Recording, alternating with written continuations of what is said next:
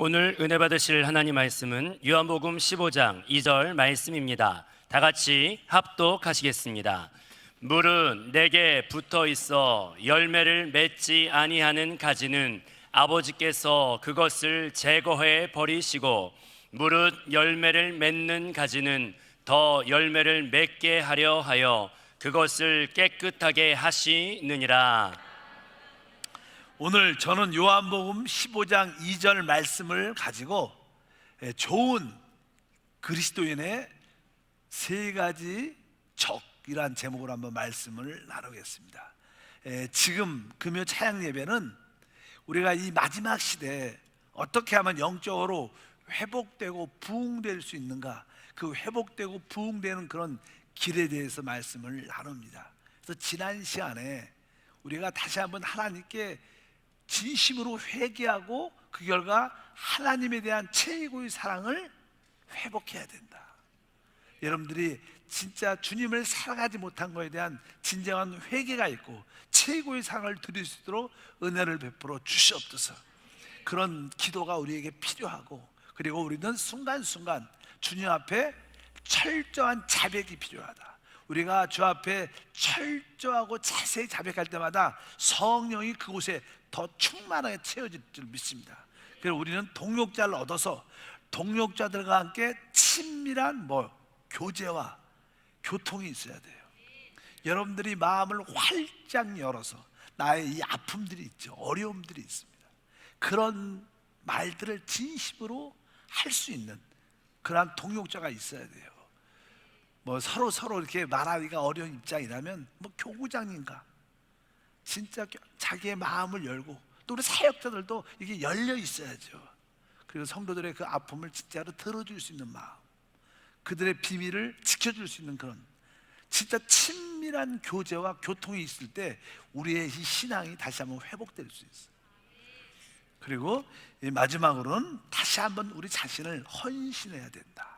이런 이야기를 지난 시간에 나눴습니다. 이제 우리가 이러한 모습을 갖고 있으면 우리는 보통 일반적으로 참 좋은 크리스찬, 좋은 성도가 됩니다. 우리가 좋은 성도, 보통 교회에서 좋은 성도는 어떤 성도일까? 이렇게 교회에 정규적인 예배가 있죠. 주일 예배, 수요 예배, 이렇게 금요 찬양 예배, 또 지역 예배가 있는데, 그런 예배가 있을 때마다 빠지지 않고 적극적으로 참여하는 사람을 어떻게 보면 좋은 성도, 좋은 크리스찬이라고 말씀할 수 있습니다. 이 좋은 크리스찬들, 정규적인 집회에 늘 참여하는 그런 여러분 같은 좋은 성도들이 교회에 많이 있죠. 그런데 이러한 좋은 성도들 가운데도 우리가 알아야 할 것이 있다는 거예요. 그것은 다른 것이 아니라 우리가 더 큰 축복을 받기 위해서는 우리를 실패케 하는 몇 가지 원수들이 있다는 것을 기억해야 됩니다. 내가 적어도 이러한 어둠의 영들의 역사에 대해서 내가 깨어서 이겨야겠다. 사단, 그 배후에는 사단이 있지만 사단이 배후에서 역사할 때 우리에게 몇 가지 이렇게 안일한 그런 태도가 있다는 거예요. 이런 안일한 태도를 우리가 확실히 우리의 나의 적으로 인정하고 그 안일한 그런 모습을 확실히 정리해야 진정한 승리를 갖게 된다는 것입니다. 그 첫 번째, 우리가 안일하게 생각해서는 안 될 요소가 있습니다. 그것은 다른 것이 아니라 바로 성경에 보게 되면 사대 교회에 대한 이야기가 쭉 기록되어 있습니다. 우리가 잘 알다가 사대 교회 우리 3장에 3장 1절에서 2절 계시록 3장 1절과 2절에 보면 이제 사대 교회에 대해서 이렇게 말씀합니다. 사대 교회의 사자에게 편지하라. 하나님의 7 영과 7 별을 가지신 이가 이르시되, 내가 내 행위를 아노니 내가 살아있다 하는 이름을 가졌으나 죽은 자로다. 너는 일깨어 그 남은 바 죽게 된 것을 굳건하게 하라. 내 하나님 앞에서 내 행위에 온전한 것을 찾지 못하였노니. 오늘 말씀에 보면 어떤 분이 말씀하시냐면 바로 하나님의 7 영과 7 뼈를 가지시니, 그러니까 그에게 영적으로 죽어있는 모습이 있기 때문에 다시 성령의 강력한 칠갑절의 7 영으로 갖고 계시고, 또 7 별은 7 사자들이요, 아주 강한 말씀의 사역을 하는 사람을 우리에게 보여주면서 이제 너희 죽게 된 것을 다시 한번 살려라. 오늘 말씀에 보면 너는 살았다고 말을 하지만 우리 주님이 볼 때 너는 죽은 자다. 우리가 교회 안에서 영적으로 죽었다, 이게 무슨 뜻일까? 이렇게 정규적인 예배는 오지만 그래도 우리 정규적으로 예배에 오는 좋은 성도들 가운데 영적으로 어떻게 해요? 죽어 있는 자들이 있다는 거예요. 혹시 나는 영적으로 죽어 있는가 아닌가 한번 볼 필요가 있습니다. 성경에서 이제는 이 죄라는 단어하고 또 사망이라는 단어가 있습니다. 그래서 우리가 뭐 생명의 성령에 보면 우리를 죄와 사망에서 우리를 해방합니다. 항상 우리에게 이 죄와 이 사망이라는 어떤 요소가 우리 가운데 늘 역사하는데, 사실 이 죄의 근본적인 문제는 바로 예수의 보혈로 씻겨집니다. 우리가 어떠한 죄 가운데 있을지라도 주 앞에 우리 죄를 자백하면 그 보혈이 그 순간 깨끗이 우리를 씻겨줘서 다시 한번 하나님 앞에 자유하고 또 주님과 깊은 교제할 수 있는 그런 은혜와 축복이 함께합니다. 그런데 죄의 문제는 보혈로 순식간에 씻겨지지만 사망이란 문제는 그렇지 않습니다. 사망에 어떻게 연루가 되고 사망에 관련이 되면 그 영적인 죽음이 오래 갑니다. 그러니까 또 마찬가지로 그 사망에서 벗어나려면 영적인 어떤 시간이 필요한 거예요. 시간이 지나야 그 사망의 어둠에서 벗어날 수 있다. 죄야 보혈로 금방 씻겨지지만 사망은 어떻게 보면 시간이 요하게 되어 있어요. 그러니까 하나님 볼 때는 죄보다 사망이 더 더럽게 느껴집니다. 믿으시면 아멘. 그래서 우리가 사망에 대한 그런 이해가 있어야 돼요. 성경의 레위기에 보면요, 이런 이야기가 있어요. 11장 24절 25절에 이런 것들은 너희를 부정하게 하나니 누구든지 이런 것들의 죽음을 만지면 저녁까지 부정할 것이요. 그러니까 어떤 부정한 것들의 어떤 생물체에 대해서 그것이 죽어 있어요. 죽어 있는 죽음을 만져버리면, 사망 죽은 것을 만지면 그 사람이 오늘 말씀이니까 저녁까지 부정하다. 이것은 금방 우리가 회개한다고 해서 씻겨지는 게 아니라 시간이 요한다는 거예요. 그래서 여러분들이 항상 이 사망의 권세에 붙잡혀 있으면 시간이 걸린 것을 깨달으시고, 하나님 내가 죄뿐만 아니라 사망의 권세에서 완전히 해방된 그런 일꾼이 되게 도와 주시옵소서. 그렇게 여러분들이 하기를 바랍니다. 우리가 정규적인 이렇게 예배, 주일 예배도 참석하고 어떤 분은 수요 예배도 하고 이렇게 찬양 이렇게 예배도 오시는 분 중에서 영적으로 죽어 있다는 뜻은 무엇인가? 여러분들이 그래도 이렇게 좋은 크리스찬들은 이렇게 정규적인 집회에 참여합니다. 그런데 우리의 모든 하나님을 섬기는 것은 예배와 봉사가 있어요. 따라할까요? 예배와 봉사. 그렇게 우리가 지금 이 시간은 뭐예요? 다 같이 예배하는 거예요. 그러나 또 우리는 또 봉사, 주님을 섬기는 것이 필요해요. 여러분들이 교구에뿐만 아니라 기관이나 부서에 가서 또 이렇게 찬양팀으로, 콰이어로 또 우리가 하나님께 어떻게 또 봉사하는 모습도 함께 해야 돼요. 그러니까 여러분들이 예배만 드리는 좋은 성도가 돼서는 안 되고 그 예배를 넘어 이제 하나님을 섬기는, 또 성도를 섬기는 봉사의 단계까지 들어와야 우리가 살아있는 사람이 돼요. 영적으로 말해서 여러분들이 그냥 예배만 참석하고 은혜 받고 돌아간다면 여러분들은 살아있다고 말을 하겠지만 하나님 할 때는 봉사에 참여하지 않으니까 영적으로 보면 하나님이 죽은 자라고도 표현한다는 거예요. 여러분들은 예배에 국한되지 말고 예배를 넘어 봉사 안에 들어와야 진짜 살아있는 자가 된다는 거예요. 그렇지 않다면 우리는 영적으로 죽은 자의 모습을 가질 수 있다는 거예요. 사단이 초대교회 이후에 사단의 큰 역사가 있었어요. 초대교회에 보면요, 그들이 날마다 성전에서, 날마다 집에서 기도하기 힘들었다 그래요. 그들은 성전에서 이렇게 다 같이 모이고 또 가정에서 또 함께 모이는 그런 모습을 가지고 있었습니다. 근데 이제 점점점 이게 교회 안에 사단의 역사가 들어오니까 그냥 큰 썬데이 크리스찬, 주일만 교회를 오는, 예배만 들어가 탁 돌아가는 그런 성도를 거의 사단이 만들어놨어요. 그게 하나님을 섬긴다고, 그걸 하나님께 예배한다고 생각을 그렇게 인식을 심어놨기 때문에 뭐 주일날 교회 예배 드리고 또 예배도 이렇게 종종 보면 좀 10분 전에 와서 적어도 우리 얼마나 준비 찬양이 은혜롭습니까? 근데 찬양도 안 하고 그냥 설교쯤 되면 딱 들어와.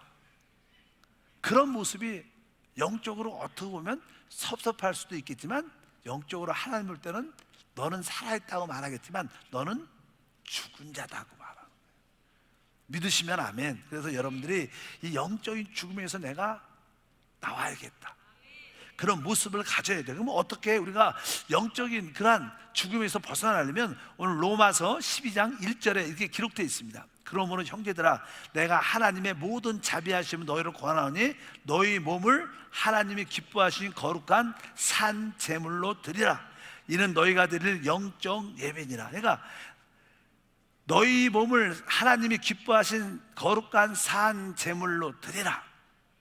여러분들이 예배에 참여하는 것으로 끝나지 말고 여러분의 몸을 여러분의 교회 기관이나 부서나 그런 데서 몸을 직접 가서 봉사를 해야 된다는 거예요. 그런데 봉사를 함께 하는 여러분들이 되기를 주의 이름으로 축복합니다. 그래서 여기서 우리의 몸을 어떻게, 내 몸을 직접, 내 몸 안에 내 마음도 있고 내 몸 안에 내 영도 있기 때문에 여러분들이 이 몸이 와야 돼요. 예배로 끝나는 게 아니라 예배를 넘어 여러분들이 몸을 봉사로 갖고 가야 돼요. 뭐 성가되든지 여러분들 남성교회든지 여성교회든지 뭐 실업인들든지 뭐 새신자실이든지 여러 가지 부서가 많죠. 우리 교회에 그런 부서에 여러분들이 참여를 해야 돼요. 여러분의 몸을 그 봉사로 산제물로 드릴 때 여러분들은 살아있는 자들이 돼요. 하나님 볼 때 기뻐하는 그런 자가 될 줄 믿습니다. 그래서 우리 교회는 이렇게 화요일 날도 종종은 이제 종종이 아니죠. 매주죠. 매주 수요일 날 예배가 끝나면 우리 지역 전도를 나가요. 지역 전도. 여러분들이 바로 직접 여러분의 몸을 어떻게 산제물로 하나님께 드리는 거죠. 그러니까 여러분들이 예배에 국한돼서 예배만 딱 드리고 돌아가는 사람은 사실 여러분들은 살아있다고 말할지 모르지만 하나님 볼 때는 죽은 자라고 말합니다. 여러분들이 그러한 몸을 직접 봉사에 참여해야 돼요. 여러분 몸을 산제물로 드려야 됩니다. 내 몸을 봉산으로 드리기를 원합니다. 그럴 때 우리는 살아있게 돼요. 또 교회에 어떤 전도 행사가 있다 그러면 기쁨으로 어떻게 여러분의 몸을 그 전도 행사에 드려야 되는 거예요. 시간을 드리고 마음을 드리고. 우리 교회 보면 늘 이렇게 뭐 화요일 날도 그런 모임이 전도 모임이 있죠. 또 이렇게 수요일 날도 있고 어떤 교구는 뭐 금요일 날도 막 하는 몇 사람 모여서 같이 전도하는, 이렇게 내 몸을 산제물로 드릴 때 우리는 살아있게 된다는 것을 여러분들이 꼭 기억하시길 바랍니다. 또 시간이 되면 1년에 한두 번씩은 한 번 정도는 한번 내가 정말로 우리 중아시아에 러시아에 세워진 교회에 한번 영적인 선교여행을 한번 갔다 오겠다. 그것도 여러분들이 몸을 드리는 것이고 마음을 드리는 것이고 또 뭐예요? 여러분의 또 물질도 가니까 드리는 거예요.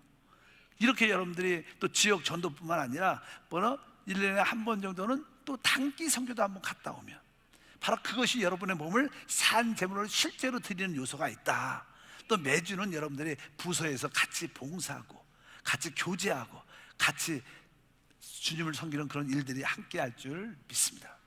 이것이 바로 우리의 영적인 사망에서 죽음에서 이기는 길인 것을 알아야 될 줄 믿습니다.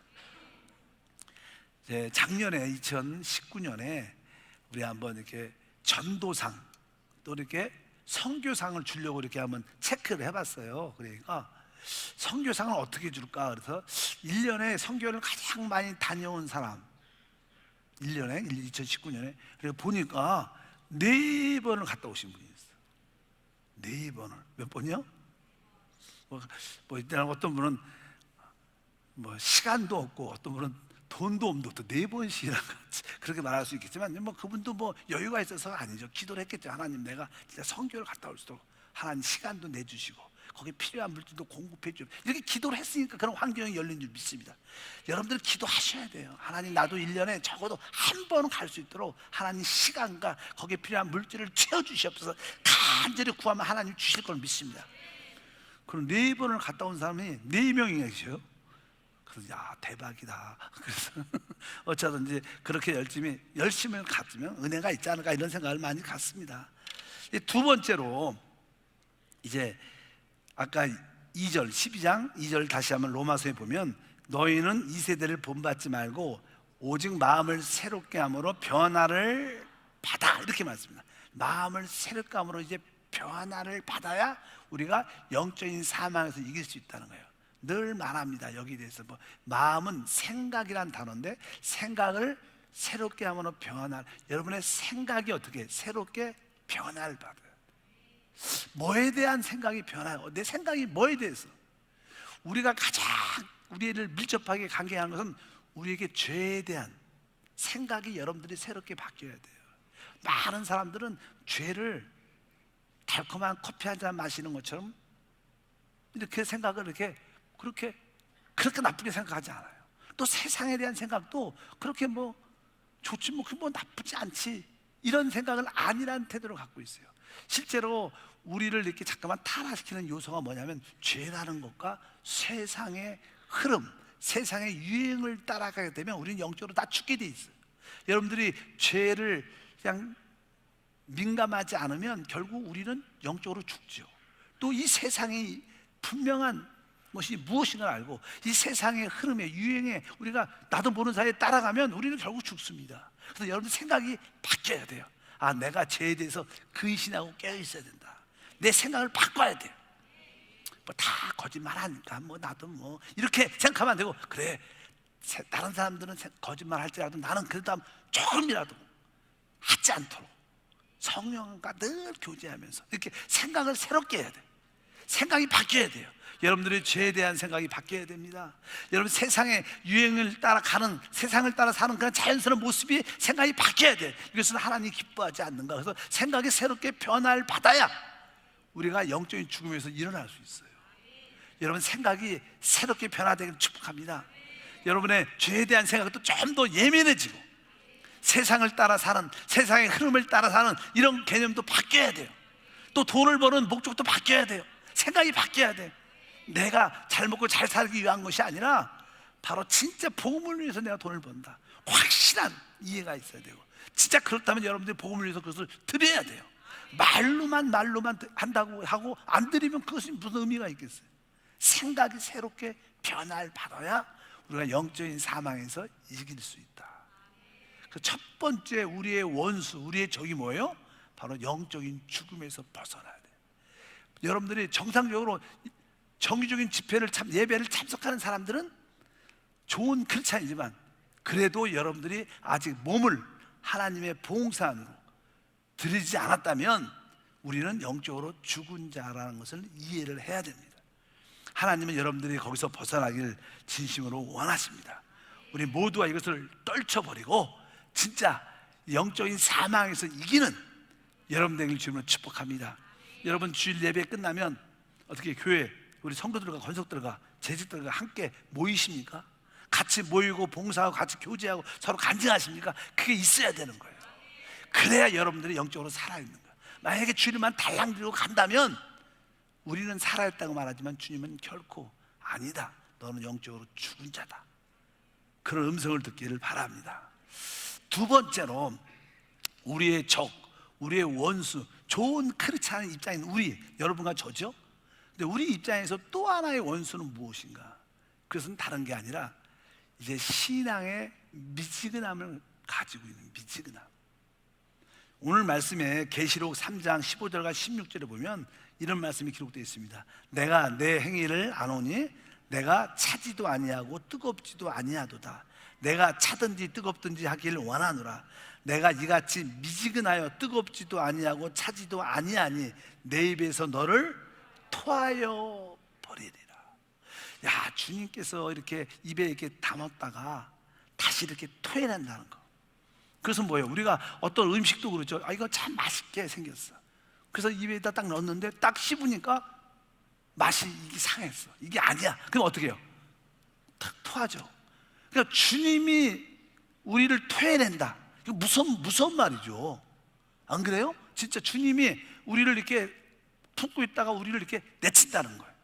이거 사실 주님이 토해낸다. 이것은 무슨 말입니다.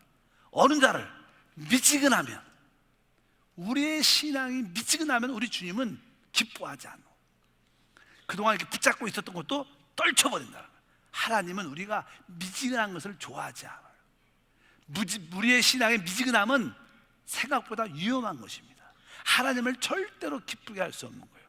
그래서 다시 한번 내가 주일 예배 내가 찬양 예배도 오지만 혹시 내 신앙이 미지근하지 않은가 한번 생각을 해본 여러분 되기를 주님으로 축복합니다.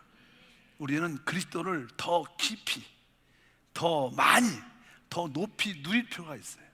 그러려면 여러분들은 뜨거운 마음이 우리 가운데 함께 할 줄 믿습니다. 간증도 또 여러분의 체험도 뭐 2년 전 거, 3년 전 거 자꾸만 울고 먹지 말고 달 순간순간 이번 달에 이번 주에 주시는 그 말씀에 은혜를 갖고 누리는 그런 은혜가 있어요. 날마다 새로운 역사, 찬양을 똑같은 찬양을 불러도 나에게 새로움을 느껴야 되는 거예요. 똑같은 찬양이지만 오늘도 더 새롭고 더 기쁘고 그런 마음이 우리 안에 있어야 됩니다. 그래서 여러분의 신앙이 뜨거운 마음을 가져야 될 줄 믿습니다. 그래서 저는 이것을 어떻게 우리가 미지근함을 이길 수 있느냐, 로마서 12장 11절 말씀에 써 있습니다. 다시 읽으면 부지런하여 게으르지 말고 열심을 품고 주를 섬기라. 여기 첫 번째 말은 이렇게 부지런하여 게으르지 말라, 부지런하라는 거예요. 우리가 진짜 뜨거운 신앙을 가지려면 주님을 추구하는 마음이 뜨거워야 돼. 진짜 주님을 추구하는 마음에 부지런함이 있고 게으르지 않아야 돼. 열정적으로 하나님 말씀을 들을 때도 집중해서 듣고 아멘 하면서 듣고, 어째 찬양할 때도 어떻게 마음을 활짝 열고 손을 들고 뛰면서 기뻐하면서, 그런 애통하면서 찬양할 때는 애통하면서 이렇게 뭐예요? 부지런하여 게으르지 말라. 추구하는 마음이 진짜 많아야 돼. 우리의 영적인 성장의 첫 번째 조건은 추구하는 마음입니다. 우리에게 추구하는 마음이 있다면 하나님은 그 사람을 성장시켜 줍니다. 보통 사람들은 돈 버는데 마음을 올인하죠. 또 다른 자기의 취미 생활을 즐기는데 올인합니다. 이런 사람들은 성장이 있을 수가 없어요. 내가 하나님을 더 깊이 알고, 내가 성령님을 더 깊이 알고 성령님과 한 영으로서 주님을 섬기기 위하다, 이렇게 추구하는 마음이 있어야 돼요. 하나님 말씀을 듣기를 사모하고. 그래서 우리 교회에도 보면 이렇게 창세기 듣기 운동, 제가 아는 분은요, 이렇게 몇몇 사람들과 이렇게 한 3사람 정도 또 4사람 정도 같이 팀을 짜갖고 창세기를 이렇게 1장 이렇게 강해를 담임 목사 강해를 이렇게 들어요. 그것을 요약을 해. 그리고 그것을 카톡방에 서로 올려. 그거 쉽지 않아요. 제가 늘 말씀하지만 우리가 전에 수 예배 때 창세기부터 구약을 다 강해를 다 했어요. 그래서 특별히 나는 구약의 가장 핵심적인 요소는 모세오경이죠. 모세오경은 하나의 전체적인 성경의 그림이기 때문에 모세오경 정도는 여러분들이 한 번쯤은 다 듣고 이해를 하고 흐름을 한번 갖고 있으면 성경 전체가 꿰뚫어집니다.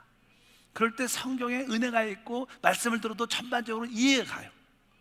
그래서 여러분들이 그런 창세기부터 모세오경까지의 그런 말씀들을 이렇게 진짜 추구하는 마음 열심히 좀 들어보고, 내가 한번 요약을 간단하게도 해보겠다, 이런 추구하는 영성이 있으면 여러분들은 점점 좀 뜨거워지게 돼 있어요.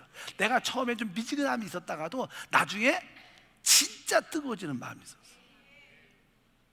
제가 지난번에 손 장로님 저기 계시죠? 어디 계시다? 손 장로님 간증을 들었어요. 그 간증이 자기도 이제 종종 그 장로님이 이렇게 지방에 이렇게 출장이나 이렇게 왔다 갔다 하실 때, 우리 조경원 집사님이 막 창세기 강해를 듣고 있어서 자기도 그냥 그것을 듣게 됐대. 그래서 그냥 차에다 오디오스테이다 꽂아놓고 계속 들었다는 거예요. 갈 때 듣고 올 때 듣고 뭐 지방에 멀리 갈 때 듣고 계속 듣는데 어느 순간에 성령이 충만해지더래. 장로님 간증이 그래요. 그러니까 정말로 자기가 하나 깨달은 것이, 기도를 막 뜨겁게 한 것도 아닌데 그냥 말씀을 집중해서 계속 듣다 보니까 처음에는 말씀이 잘 안 들어오지만 계속 한 장 또 2장도 듣고 3장도 듣고 몇 장 다 듣다 말씀이 축적되고 깨달아지고 은혜가 와요. 이 말씀 안에 성령이 있으니까. 그러면서 말씀이 깨달아지면서 그냥 성령이 충만함을 느껴갖고 자기는 말씀으로만 두고 성령이 충만해지는구나, 그것을 체험했다고 그런 간증을 한번 하셔요. 여러분들이 어쩌든 이렇게 추구하는 마음이 있어야 돼.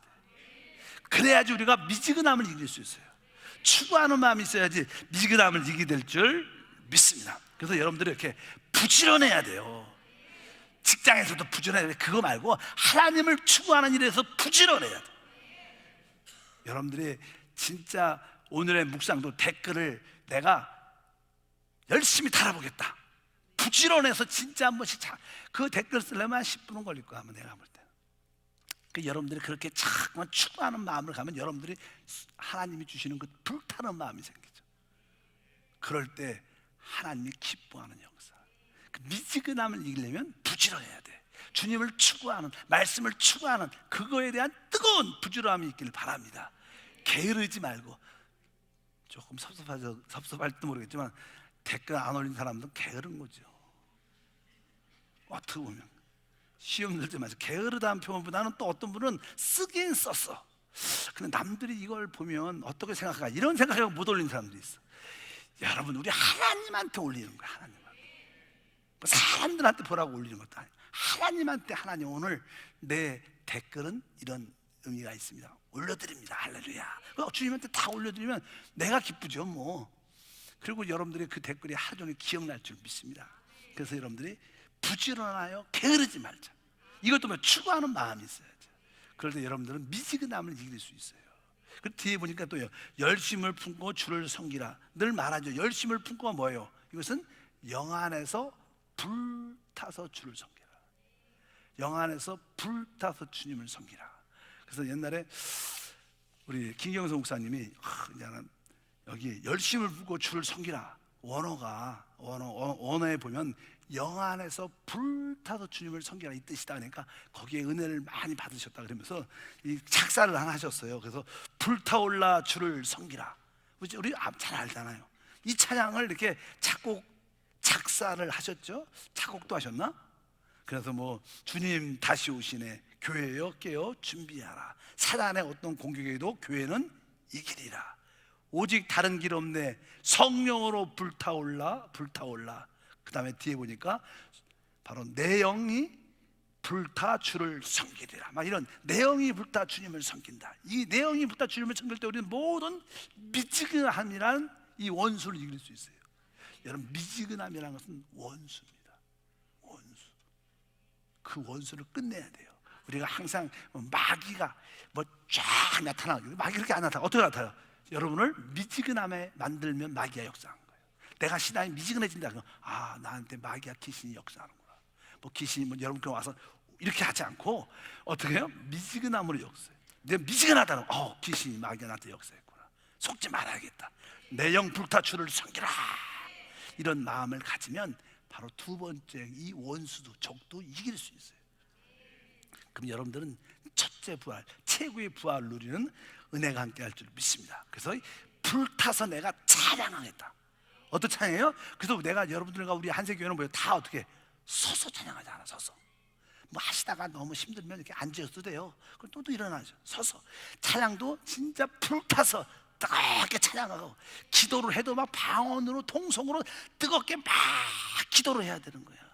그래서 옆 사람이 기도를 잘 안 하다가 여름에 뜨거운 기도를 보고 나도 저 기도를 해야겠다. 그래서 기도의 불이 전혀 옆으로 이렇게 불타게, 뜨거운 기도도 불타게 기도하고. 아멘. 여러분들이 또 말씀을 들 때도 막 이렇게 아멘 아멘 하면서 신나게 불타게 들어야 돼요.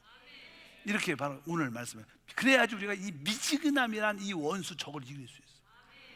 여러분들 아까 뭐요? 영적으로 죽어 있는 것도 이겨야 되고, 오늘은 바로 영적으로 미지근함을 확실히 이기면 하나님이 기뻐하셔요. 이제 마지막으로 세 번째 우리의 원수 적이 무엇이냐? 그것은 바로 열매가 없는 것이 우리의 원수입니다. 열매가 없다. 참 중요한 거죠. 우리 성경 말씀을 보면 요한복음 15장 5절 8절에 보면 나는 포도나무요 너희는 가지라.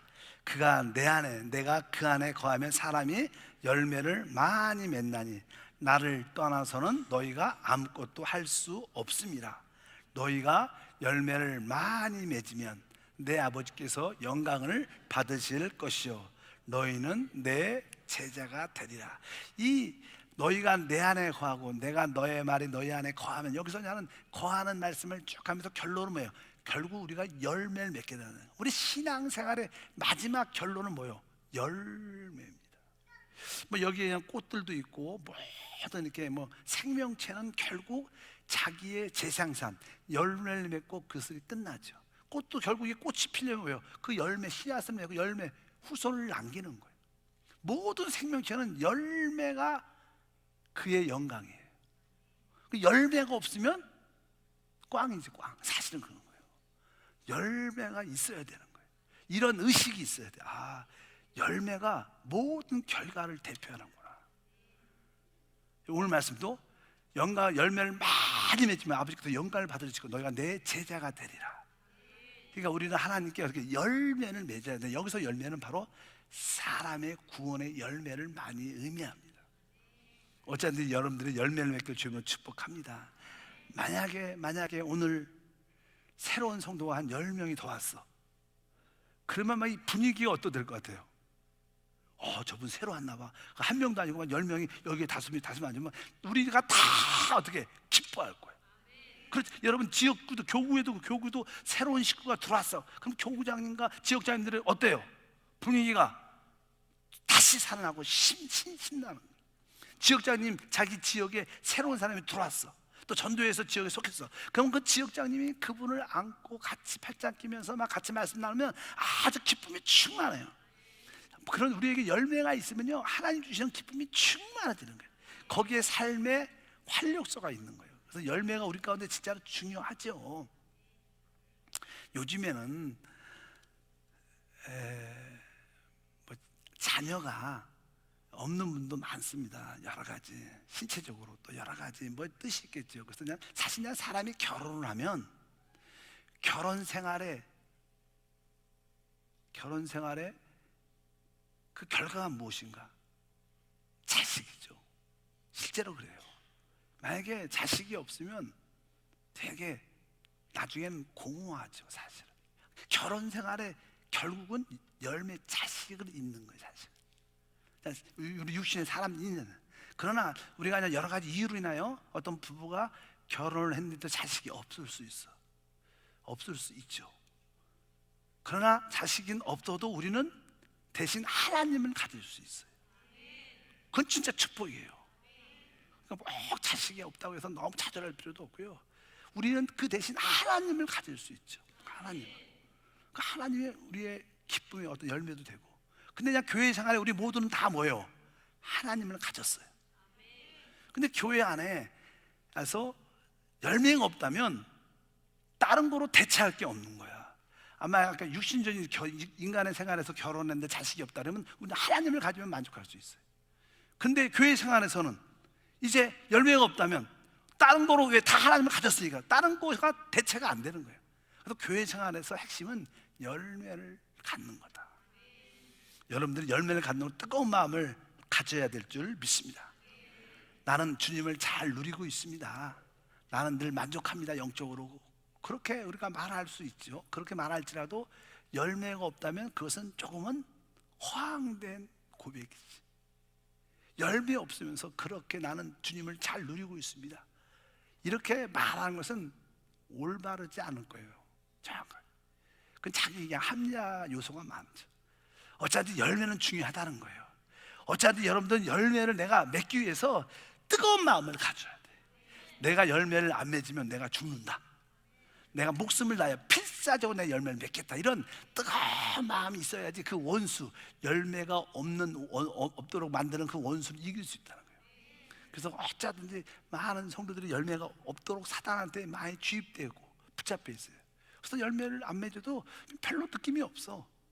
그것이 곧 뭐예요? 속는 거죠. 마귀한테, 귀신한테. 아, 열매가 없는 것은 바로 원수의 역사구나. 열매가 없는 이 원수를 내가 쫓아내야겠구나. 이겨야겠구나. 내가 어쩌든지 올해는 꼭 한 사람의 열매를 꼭 맺겠다. 두 사람의 열매를 꼭 맺겠다. 진짜 그런 마음을 여러분들이 뜨겁게 가져야 될 줄 믿습니다. 요한복음 15장 2절에 이렇게 말씀합니다. 물은 내게 붙어 있어 열매를 맺지 아니하는 가지는 아버지께서 그것을 어떻게 해요? 제거해 버린다.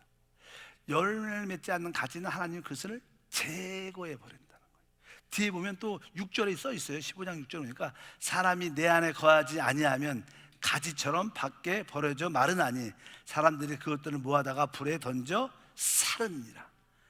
열매를 맺지 아니하면 주님께서 그것을 가지를 밖에 버린다는 거예요. 여기서 이 의미는 여기에 뭐 재버린다, 잘려진다, 가지에서 잘려진다, 이것은 우리가 뭐 불못 지옥 간다 이런 뜻이 아닙니다. 이런 뜻이 아니라 바로 주님이 주시는 놀라운 축복의 흐름을 우리가 누리지 못한다는 거예요. 하나님 우리에게 십자가에서 이루신 놀라운 풍성한 축복인데 그 축복을 하나님은 마음껏 누리기 원하는데 우리가 열매가 없다면 그 축복을 진짜 풍성하게 누릴 수 없다는 거예요. 그런 뜻이 우리를 지옥에 던져준다 이런 뜻이 아니라 주님의 그 풍성한 공급을 받지 못하는구나, 내가 열매가 없어서. 왜 나에게 더 기쁨, 더 축복, 더 건강, 더 놀라운 것이 왜 부족한가? 어쩌면 그 근본적인 원인은 열매 부족이 될 수가 있다는 거예요. 왜? 하나님의 공급이 끊어져 있다는 거예요. 그래서 여러분들이 어쩌면 내가 필사적으로 열매를 맺길 원한다, 이런 뜨거운 마음을 가져야 돼요. 그럴 때 우리는 이기는 축복과 은혜가 함께 할 줄 믿습니다. 그래서 여러분들이 꼭 열매를 갖도록 뜨거운 마음을 갖고 기도하길 바랍니다. 오늘 말씀에 보면 이렇게 써 있습니다.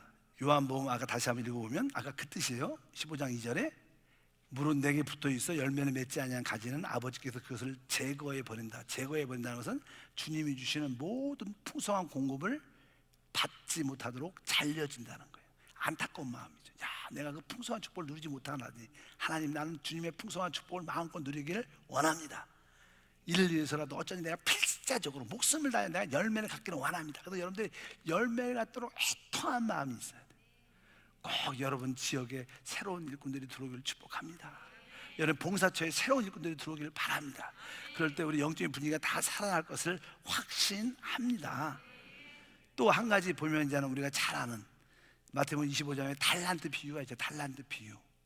우리가 그 달란트를 한 달란트, 두 달란트, 다섯 달란트 받았는데 우리가 달란트를 남기지 않으면 결국 주님께서 뭐라 그래요? 악하고 게으른 종아, 이렇게 말한다는 거예요. 그리고 맨 끝에 30절에 보면 이렇게 써 있어요. 25장 30절 맨 끝에 보니까 이 무익한 종을 바깥 어두운 데로 내쫓으라. 거기서 슬피울며 이를 갈리라 하느니라. 그러니까 우리가 열매를 맺지 못하면 오늘 말씀에 의하면 뭐예요? 다음 시대에 이러한 징계가 우리 가운데 있다는 사실을 여러분이 많이 이 말씀을 들었기 때문에 알아요. 다음 시대에 징계가 있다는 사실을 우리가 받아들여야 돼요. 이 땅에서도 주님의 풍성한 공급을 온전히 누리지 못할 뿐만 아니라 다음 시대까지도 하나님의 징계를 받을 수 있다는 사실을 인정해야 돼요. 그리고 그러나 이제는 영원한 시대에서는 다 징계받고 여러분들이 운 좋게 됐으니까 영원한 축복을 누리겠지만 다음 시대에 징계가 있을지 모른다는 사실을 여러분들이 인정하고 하나님 어찌하든지 내가 필사적인 마음을 갖고 내가 열매를 맺기는 원합니다. 그동안 내가 열매가 작년까지 없었어요. 뭐 지나갔으니까 됐어요. 그러나 2020년은 내가 꼭 한두 배 열매를 꼭 맺겠다. 그런 열매가 딱 있을 때 주님이 오시면 대박이죠. 얼마나 좋겠어. 아멘. 주여 열매가 여기 있나이다. 주님이 착하고 충성된 종아, 내 즐거움에 참여할지라. 만약에 여러분들이 올해 주님이 올해 오시는데 이걸 열매가 없다 그러면 뭐라 그래요? 악하고 게으른 종아, 이 무익한 종을 바깥 어두운 데로 내쫓으라. 거기서 슬플며 이를 갈리라. 얼마나 슬퍼요. 늘 말하지만 100년도 긴데 1000년 동안 얼마나 힘들어요. 그래서 이 땅에서 여러분들이 이것을 해결하신, 내가 필사적으로 열매를 맺어야겠다. 여러분들은 좋은 크리스찬이에요. 주일도 빠지지 않고 찬양 예배도 열심히 오고 이런 좋은 크리스찬들에게 조금 원수 세 가지 적이 있다는 거예요. 야, 내가 영적으로 죽어 있을지도 모른다는 사실을 깨달아야 돼. 내가 영적으로 내가 지금 교회는 오지만 또 미지근한 신앙, 미지근한 그런 모습을 갖고 있을 수도 있고, 또 세 번째는 진짜 중요한 것이요, 사단이 가장 우리에게 이렇게 역사해 열매가 없는 신앙생활을 하게 하는 거예요. 그래도 주일날 오면 너 잘하고 있다, 오늘 찬양 예배 끝나면 잘하고 있다, 그리고 그걸로 만족하고 돌아가. 여러분 스스로 봐도 뭐 이상한 거 없어. 나 하나님 잘 예배하는데. 우리가 속는 거예요. 내한테 필히 열매가 있어야 되는데, 열매가 있어야 되는데, 이것을 여러분들이 마음에 깨달아야 돼. 이 세 가지, 영적인 죽음을 이겨야 되고, 미지근함을 이겨야 되고, 열매 없음을 우리가 확실하게 이겨야 돼. 그럴 때 여러분들은 드디어 진짜 우리의 신앙이 어떻게 영적으로 회복되고 부흥되는 새로운 제 한 단계 업그레이드되는 놀라운 믿음의 생활이 우리 가운데 충만하게 나타나는 것을 믿습니다. 그래서 한 번쯤은 서로 아까 우리 동역자가 필요하다 그래. 동역자, 친밀한 교제를 동역자. 아, 나는 왜 열매가 없을까? 집사님, 권사님, 나는 왜 열매가 없을까? 서로 솔직하게 이야기를 해봐야 돼요.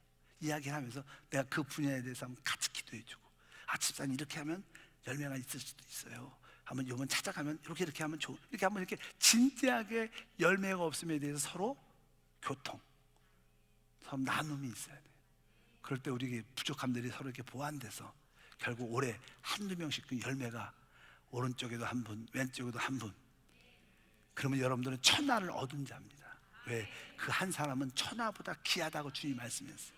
그래서 여러분들이 올해 꼭 양쪽에 한두 사람씩 다 얻어서 진짜 열매 없으면 이김으로 말미암아 주님의 최고의 풍성한 공부를 마음껏 누리시고 또 하늘에 놀라운 보상을 받는 우리 모두가 돼야 될 줄 믿습니다.